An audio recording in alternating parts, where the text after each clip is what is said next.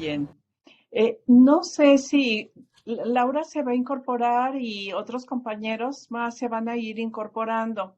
Si podemos ir dando paso a la exposición de Iliana para después, ya que empecemos el diálogo y los comentarios al texto, ¿qué les parece?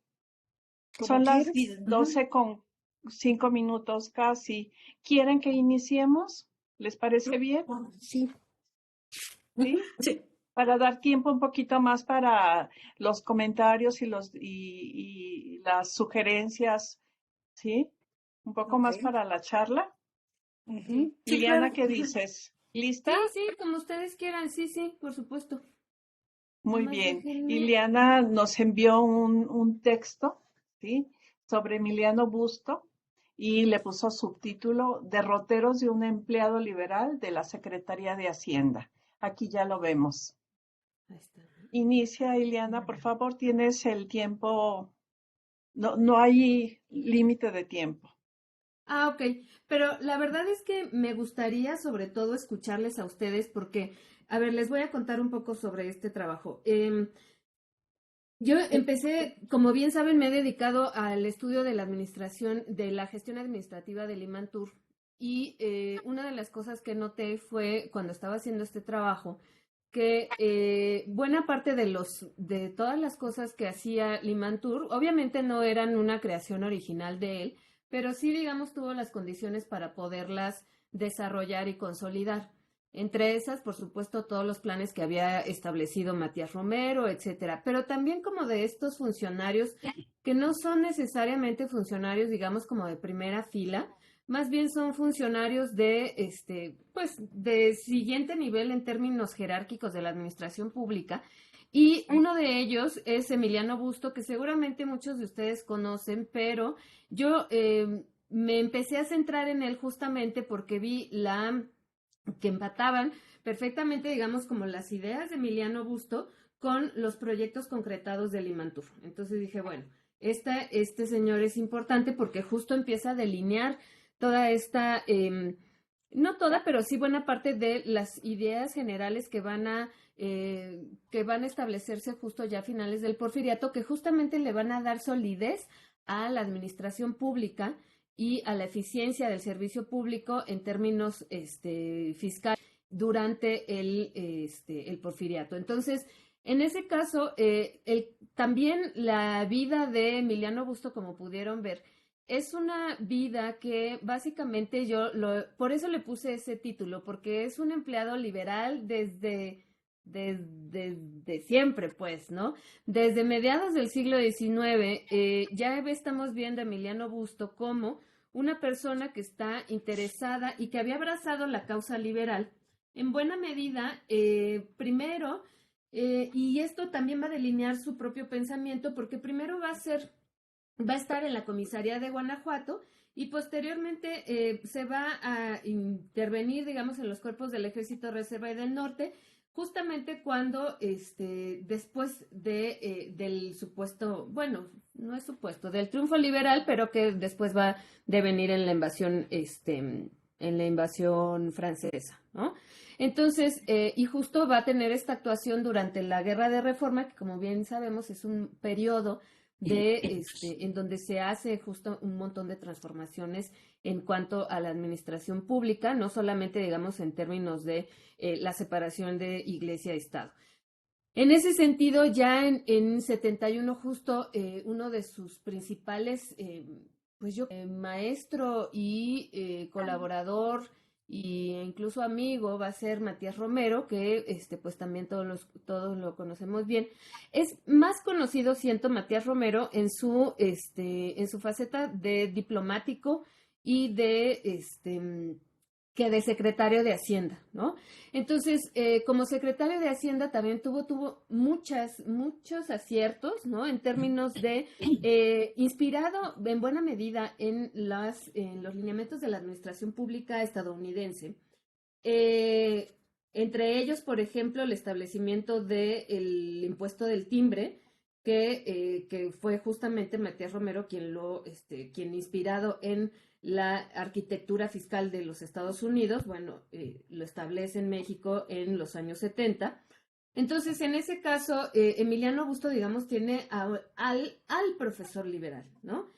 En términos de administración y eficiencia del servicio público. Así que se va a incorporar como jefe de la segunda sección liquidataria de la Secretaría de Hacienda y como ven, tiene una carrera muy larga en la Secretaría de Hacienda, ¿no? Pero siempre como un funcionario de segundo nivel, si lo ponemos así, ¿no? Posteriormente esto le hizo, ya sabemos que una de las principales preocupaciones de Matías Romero y de todos sus colaboradores va a ser la cuestión de la deuda, porque hay dos cosas en términos de la presentación económica de un país ante el mundo en esta época. Una es la nivelación presupuestal. Esto da cuenta de unas finanzas sanas y digamos que da las seguridades a los potenciales inversionistas. Y dos, la cuestión de cuáles son las principales posibilidades que tiene un país de invertir. Una de las principales preocupaciones va a ser cómo está su deuda, ¿no? Es decir, no solamente cómo está, si está nivelado o no el presupuesto, sino qué tanto le debe a los demás. Entonces, en ese caso, porque pues ahí está su capacidad de pago, ¿no? De ese país. Que como sabemos, México, pues no, o sea, su principal lema era debo, no niego, pago, no tengo, ¿no? Porque de verdad no había. Entonces, lo que se trata de hacer aquí es, primero, hacer estudios referentes a la cuestión de la deuda y en ese sentido, poco a poco, los estudios de corte económico para elaborar políticas públicas van a tener un primordial porque van a ser la materia prima justamente para poder trazar estos nuevos proyectos. Entonces, es por eso que, y ya digamos a sabiendas de que Emiliano Busto se había dedicado en buena medida a las labores administrativas digamos, en estas encomiendas que había tenido, se le encarga entonces la elaboración de la estadística de la deuda y este trabajo le va a hacer acreedor a su membresía en la Sociedad de Geografía y Estadística. Entonces, posteriormente va a ser jefe de la tercera sección de la Secretaría de Hacienda y damos las credenciales para ser nombrado como elaborador de la estadística de la República Mexicana. Aquí es interesante porque no es nombrado de primera vez, como pudieron ver, sino es nombrado, pues nomás porque el otro renunció. Y un poco esa es como que tiene de pronto muy, muy buenas ideas, un buen prestigio, digamos, entre sus compañeros funcionarios, pero pareciera que nunca es como la primera opción. ¿Por qué les digo esto? Porque a pesar de que le establecen como administrador general del timbre, hace un montón de manuales sobre aranceles, sobre sobre las mismas oficinas del timbre. Lo más que llega a ser es oficial segundo de la Secretaría de Hacienda. Imaginen que ahora es como subsecretario de Hacienda, ¿no? Ese sería el símil. Por eso mismo se le van a encargar varias comisiones, entre ellas, particularmente se le va a encargar la reorganización de las oficinas de Hacienda. Esto porque él mismo no solo había sido, digamos, desde chiquito, había tenido buen conocimiento de el organigrama interno de la Secretaría de Hacienda, sino esto también porque Emiliano Busto pensaba que la estadística y el buen servicio público sin gastar demasiado era posible, ¿no? Entonces, justamente esto le hace que hacia 1885 él mismo publique su informe para la reorganización de las oficinas de Hacienda de la capital, no solo las foráneas. ¿Por qué es importante esto? Igual van a decir, bueno, ¿y a mí qué me importa si hay una oficina u otra está al lado? O sea, da igual, ¿no? No tanto, porque, a ver, uno ya se está aquí teniendo la idea de que un funcionario pagado, porque ya ven que era lo primerito que se hacía cuando se quería ahorrar, era reducir los sueldos, los salarios de los funcionarios públicos. Dos, un funcionario público pagado era un funcionario público que tenía pues al menos la seguridad de que le iba a llegar su sueldo y esto le iba a hacer un funcionario honrado, es decir, que no se iba a ver incentivado para participar en algunos, pues en algún tipo de actividades fraudulentas. Entonces, en ese caso, Emiliano Busto, dándose cuenta de esto, por supuesto, ya después va a ser una, como pudieron ver, va a delinear las ideas principales para establecer una caja de ahorros para los empleados de la Secretaría de Hacienda, pero bueno, eso ahorita lo vemos. Entonces, esto por un lado, y por otro lado también es importante la cuestión del número de oficinas y de cómo va a ser la relación al interior de esa oficina y entre las oficinas. Por eso ven que ahora ese es un gran problema que tenemos en la administración pública, porque es como de, a ver, si usted quiere ir a sacar su licencia, les digo porque recién me pasó, ¿no? Ok, ya, la sacó durante la pandemia. Bueno, pero ¿qué cree? Que ya no le sirve esa porque nada más era temporal. Entonces bueno, vas a la otra oficina y entonces ahí no te saben decir porque no tienen el conocimiento suficiente para decirte cómo va el trámite y entonces tienes que ir a otro lado y entonces, ¿no? Y entonces todo esto, al final, bueno, yo me tardé meses en sacar mi licencia que supuestamente ya tenía. Pero todo esto, imagínenselo cuando uno quiere hacer la importación de 200 o 300 fardos de telas de China, ¿no? Que no se sabe bien cómo, o que el trámite es extremadamente engorroso. O sea, si se ponen a pensar la palabra engorroso, generalmente solo califica que se llama trámites, ¿no? O sea, piensen en alguien más así como en alguna otra palabra que califique a que sea utilizada la palabra engorroso, ¿no? Es el trámite. Entonces, en ese caso, la existencia de tanto tramiterío lo que hace es, y la no división y delimitación de competencias entre las oficinas, retrasa extremadamente los procesos burocráticos para hacer importaciones, para pagar un impuesto, para etcétera. Y esto, por supuesto, es el incentivo perfecto para el contrabando.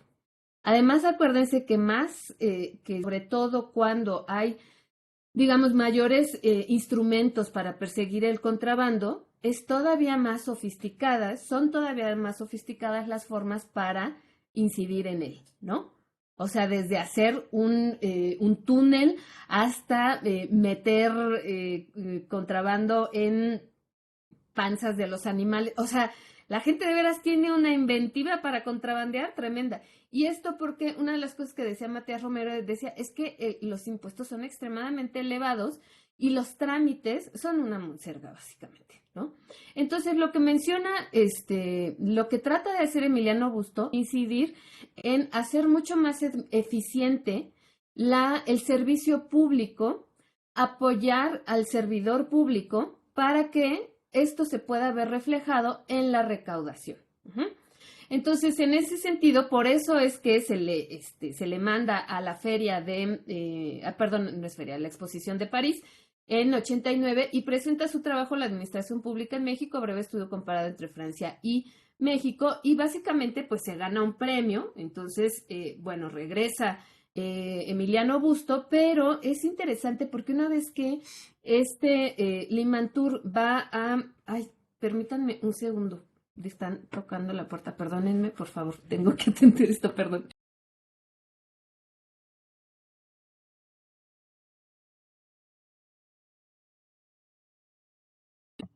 Bueno, aprovecho para saludar a todos. Llegué tarde, pero estoy aquí. Sí, feliz año, Laura. Feliz año a todos.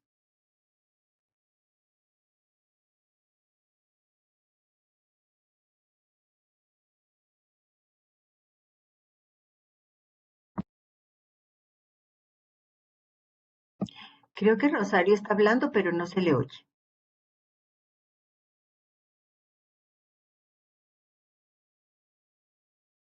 Cierto, que te digo la pregunta del día, ¿por qué no has contestado el correo de Ivana? Tampoco ¿Quién, se yo? escucha la doctora Marisa. No, Laura ya confirmó Creo que va a participar en el libro, ¿eh? Yo fui de las primeras, yo creo, porque creo que todavía Sí, estábamos de vacaciones. sí, no, Laura ya muy, Muy cumplida y formal. y no es que ya, lo primero que hice fue pasar lista de quienes no habían contestado, entonces, Ah, ya ok. Sí. No. Sí, y bueno, y a propósito de eso, creo que tendría también al final de que debemos hablar de los planes de este seminario y la publicación de este seminario, porque vamos como desfasados varios y a lo mejor hay que hacer un cambio. Bueno, ya regresó Iliana. Discúlpenme, sí, discúlpenme muchísimo, por favor, pero típico que uno lo interrumpen justo en el momento en el que está en el ajo. Bueno, eh, como les decía, una de las cosas importantes de Emiliano Busto de su carrera, digamos, como funcionario público, va a ser cuando entra Limantur al ministerio. Esto porque yo siento que se toman muy en cuenta sus ideas, se concretan ya en el establecimiento de una caja de ahorros para préstamos para los empleados de Hacienda, se hace una administrativa en el sistema fiscal muy intensa y tiene, tomando en cuenta muchas de las ideas de Emiliano Busto, pero en vez de tomarlo como un colaborador, un poco siento que lo exilia. Entonces, ¿por qué no lo sé? Todavía este, no sé bien por qué, ¿no? Siento que esto tiene que ver un poco también con la edad ya de Emiliano Busto, que para entonces ya era un hombre mayor, pero de cualquier manera lo manda como visitador de víctimas y fronterizas y después como visitador de jefaturas de Hacienda. Al final de su vida como funcionario, Emiliano Busto no tiene, digamos que todo ese prestigio que había logrado conseguir durante todos esos años, sobre todo en los años 70 y 80, en los años 90 y a principios del siglo XX ya no lo tiene, ¿no? Además, un poco siento que como que lo castiga, porque de pronto lo manda así de, pues váyase a Sonora y a pasar calor, y después váyase a Chihuahua a morirse de frío, y así, ¿no? Y entonces le pide, en muchas cartas le pide Emiliano Busto, oiga, necesito dinero para fíjese que no es y Limantur le dice, pues es que eso forma parte de su salario y ya no le puedo dar más. Usted sabe que estamos en un momento de austeridad, así que pues ahora sí que ahórreselas como pueda, ¿no? Oiga, fíjese que tengo traía el dedo gordo por estar caminando tanto. Traigo el dedo gordo muy mal y no puedo caminar ya y por favor, no sé qué. Y ni así Limantur tiene la más mínima misericordia con este señor y lo decide ignorarlo y decide decirle, bueno, pues si usted lo que quiere es es esta Es cuestión, agradable perdón. tener razón. Ay, ¿qué es esto? Ay, el sí que habla solo. Bueno, Gracias. Tú también. bueno. Ay. Ahora, como les mencionaba, yo dividí este trabajo en dos. Uno que tiene que ver justo con el surgimiento de la estadística. A ver, no es que Emiliano Busto haya inventado la estadística en México, por supuesto que no, hay muchos trabajos que le preceden, pero digamos que este es el que se hace con base en el conocimiento en ese momento que Busto logra obtener a partir de el cuestionario que hace Matías Romero para ver cuál es el estado de la agricultura, de la industria, para poder proponer soluciones que vayan a ser mucho más, ya no digamos eficiente el servicio público, porque en ese sentido más bien es en la segunda parte del trabajo que les envié, sino más bien cuáles van a ser los factores para promover el desarrollo económico. Entonces, en ese caso, digamos que la estrategia de Busto va a ser conocer es poder y conocer es transformar y a partir del conocimiento que podemos obtener de la estadística, entonces sí podemos, como dice aquí, marcar clara y distintamente la prosperidad o decadencia de las fuentes de riqueza pública. Lo que mencionaba era, la estadística no sirve nada más ahí como para saber cómo estamos, ¿no? el desarrollo económico. Esto es una novedad y esto es propio del pensamiento liberal en términos económicos, de cómo incidir en el desarrollo sin necesariamente echar mano de las tradicionales formas de hacerlo, ¿no? Proteccionismo, pues ahí el comercio y más o menos y etcétera. Como pudieron notar, una de las principales preocupaciones de Emiliano Busto va a ser el comercio, obviamente, ¿no? Un poco, porque pues eso es parte del ideario liberal en términos económicos. Pero aquí lo interesante es que Busto lo que trata de hacer es una cosa que después que hicieron Matías Romero y Limantur cuando estuvieron los dos al mando de la Secretaría de Hacienda. Básicamente la reclasificación de mercancías, es decir, esto para poder establecer las mercancías que sí se necesitan para promover algunas actividades y las otras que compiten con actividades importantes que pueden promover el desarrollo en México. Entonces, en ese caso, posteriormente en los años 90, ya en 1906, con la siguiente ordenanza, esto en 91, y después en 1906 con la siguiente ordenanza, primero Matías Romero y Limantur y después ya nada más Limantur, lo que hacen es establecer esta reclasificación de mercancías para establecer franjas de protección arancelaria. Esto tiene que ver, como les digo, o sea, exentar algunas mercancías que van a apoyar el proceso industrial en México. Por ejemplo, los rieles.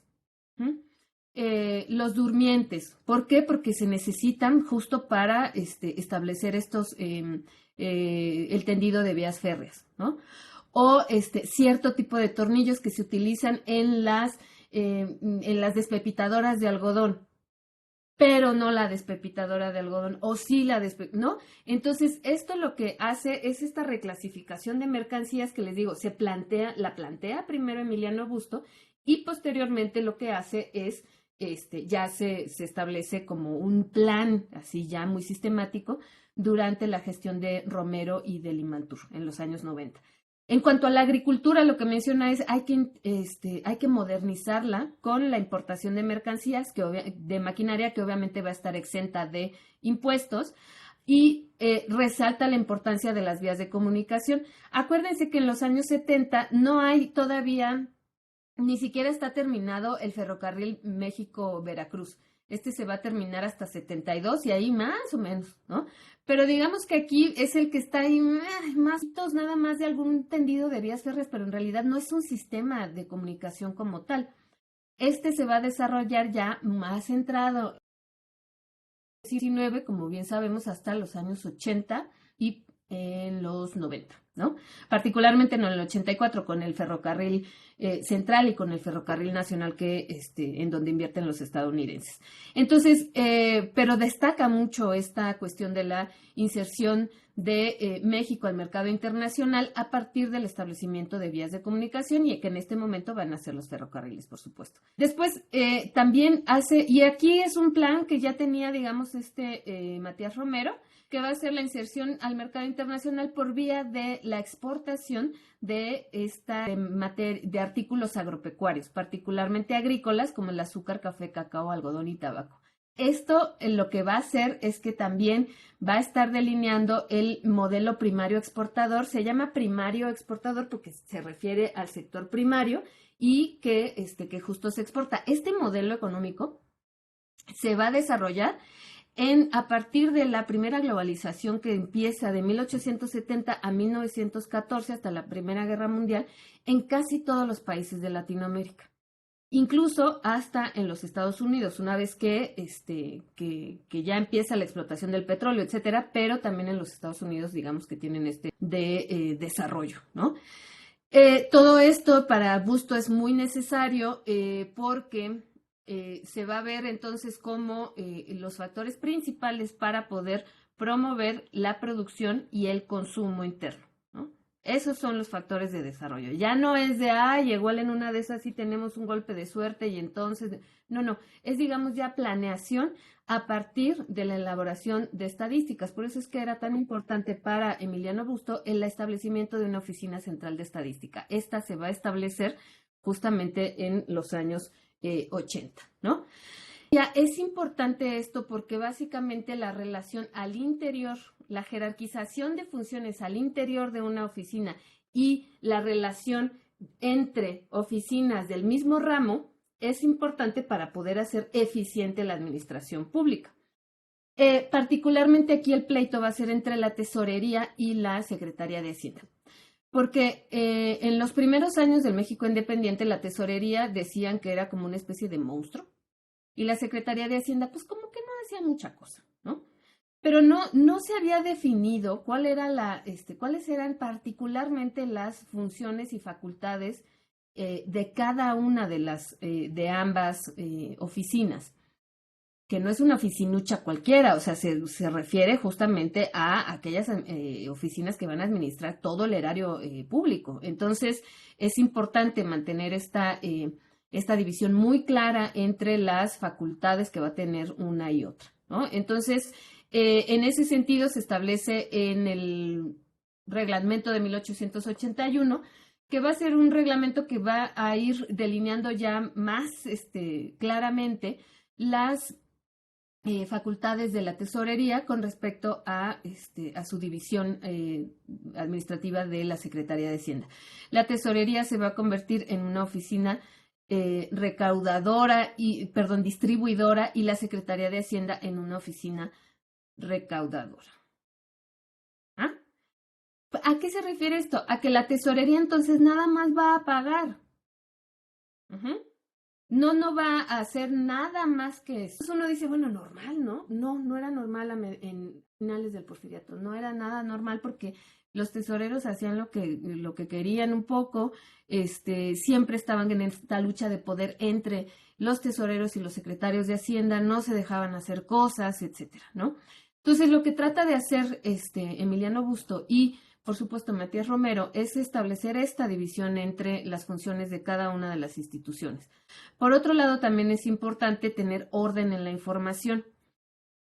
Actualmente nosotros nos podemos meter al INEGI y decimos, bueno, pues ahí está la cuenta nacional, podemos entrar podemos ver, etcétera. Para poder llegar a ese documento, que no solamente es un documento contable, sino ahí está un documento de política pública y donde se ven las prioridades de cada uno de los gobiernos en turno.